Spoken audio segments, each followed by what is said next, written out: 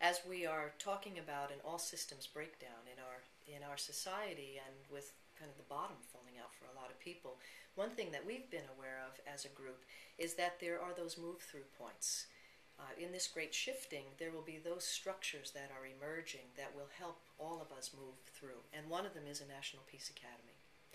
And at the heart of the National Peace Academy is our intention to develop the full spectrum of the peace builder, inner and outer, peace practice, if you will, inner and outer, personal and professional, while embodying and reflecting the processes and principles of peace. So we realize ourselves as not only an institution of learning, but as a learning institution, a truly reflective, learning, eco-learning group, where we are learning among ourselves and from others, and as you shared earlier, it's really a self-organizing, an organism rather than an organization, a self-organizing structure. And so, as you know, and thank you for your support and encouragement, we had a very productive summit at Case Western Reserve University, where over 170 of us, a multi-stakeholder summit with over 170 of us who came together from government, business, civil society, with a particular emphasis on peace education, conflict resolution education, practitioners, academicians, researchers. And we took 3 days using appreciative inquiry under the facilitation of the masterful Professor David Cooper-Ryder to actually design a National Peace Academy, at the heart of which we are defining peace as is done within the Earth Charter.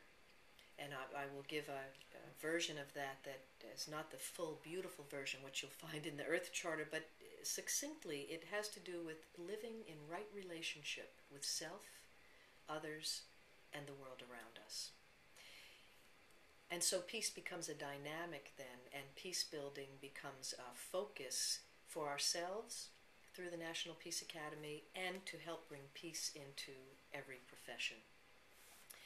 And we came away with 15 stakeholder groups and a core group, and Mike and I are part of the core group, and we are taking that design piece now and moving it into the development phase. So those 15 stakeholder groups are each working in their own area of organizational development, of media, of research, all the communications, messaging, all those various areas, and we have an in-breath and an out-breath, a living, breathing organism now developing as the National Peace Academy, which ultimately will, of course, offer courses and trainings and in various areas. But at the heart of that is a quaternary. If you imagine 4 cornerstones in the foundation: peace education, peace research, peace policy and advocacy, and peace practice, or you might call it peace action. And again, that's where there's both the personal peace practice, which we think is essential as peace builders, that we recognize it begins with me. And again, helping those who will help be a peace-building profession, which is still in development in this country and around the world, and helping to bring peace-building across disciplines into every area.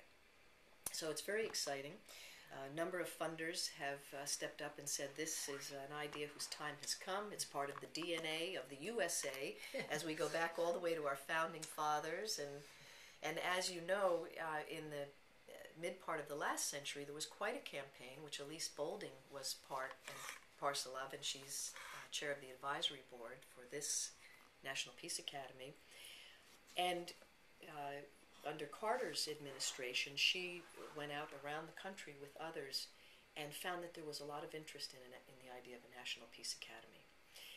That, under Reagan's pen, became the United States Institute of Peace. And USIP is one of the stakeholders, as is the National Peace Foundation, which is what happened to that campaign for the early National Peace Academy. So our theme of inclusiveness, the spirit of cooperation, recognizing our interconnectedness, and really wanting to help educate, in the true sense of that word, for peace, sustainability, social justice, ethics.